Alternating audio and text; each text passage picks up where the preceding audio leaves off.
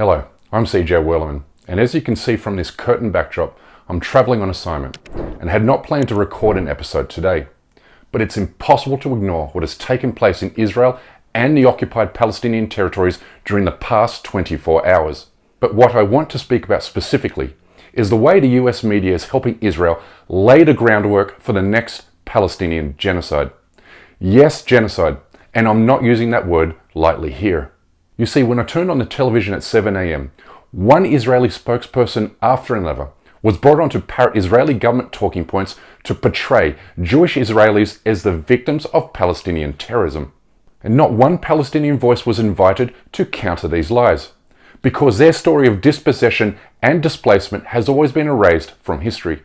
Worse, these networks deliberately blur the contours and realities of the conflict by pretending the violence began the moment Palestinians dare to resist the unspeakable crimes against humanity Israel has committed in Gaza since 2009. The year it locked 2 million Palestinians in a steel cage.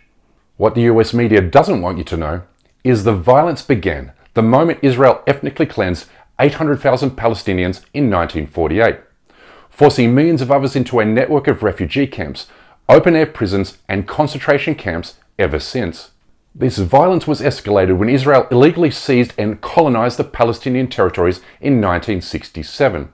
This violence has escalated further in recent years via routine nighttime raids on the West Bank and routine bombing campaigns on Gaza, which has been accurately described as the world's largest concentration camp. It's high time the media compares apples with apples. I mean, when Polish Jews escaped the Warsaw Ghetto, obtained weapons and carried out resistance operations against their Nazi occupiers, did the American media call these Jews terrorists? Nope, never. Because international law and basic morality dictates that an occupied people have a right to resist their criminal and brutal occupiers using any means necessary, including violence. This right is enshrined in international law. You can look it up or read my 2017 article here. You see, because any comment or analysis in the media that doesn't take this fact into consideration is not only dishonest, but also immoral and dehumanizing. But when it comes to the criminal Zionist occupation of Palestine, the US media does exactly that. It dehumanizes the Palestinians as a barbaric and backward horde of radicalized Muslims, while portraying Israel as a beacon of light and a vessel of Christian Judeo values in the Middle East. And now that the Israeli Prime Minister has declared a new war against the Palestinians, the US media, including CNN, will operate as cheerleader-in-chief to bring about more unimaginable cruelty and barbarity against innocent Palestinian civilians.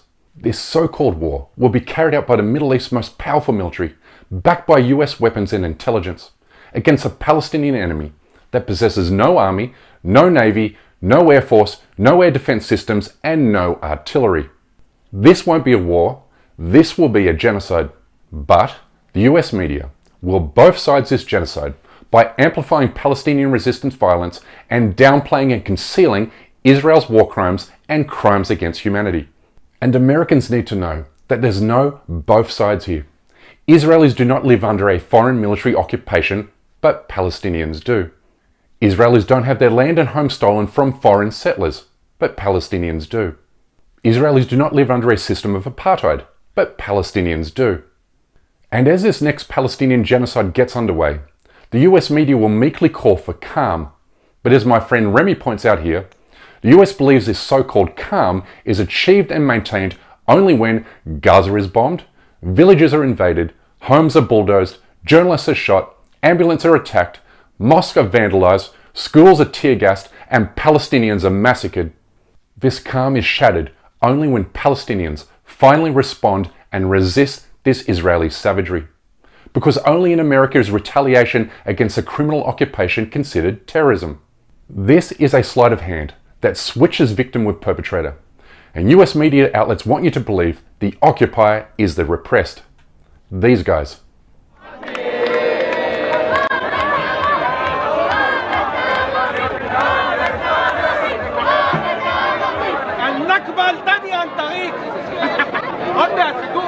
النكبة الثانية מחנה פליטים תקום انت ودينك مسخرة ومسخرة ערבי טוב ערבי בקבר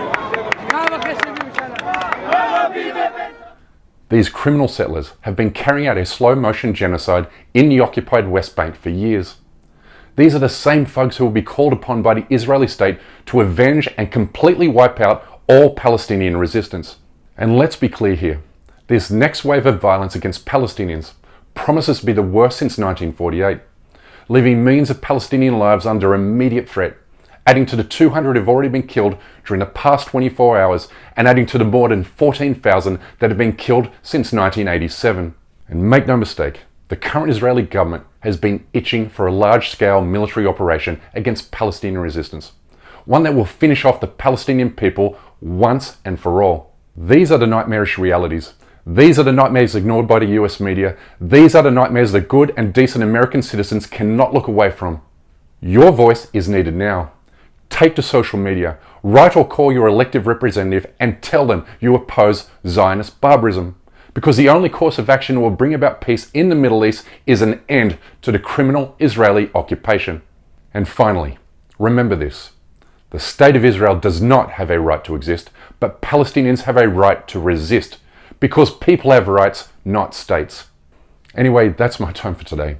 Please don't forget to subscribe to this channel, and we kindly ask you please support our effort to expose and confront injustices in the Muslim world by becoming a member of this show at patreon.com/CJWerleman.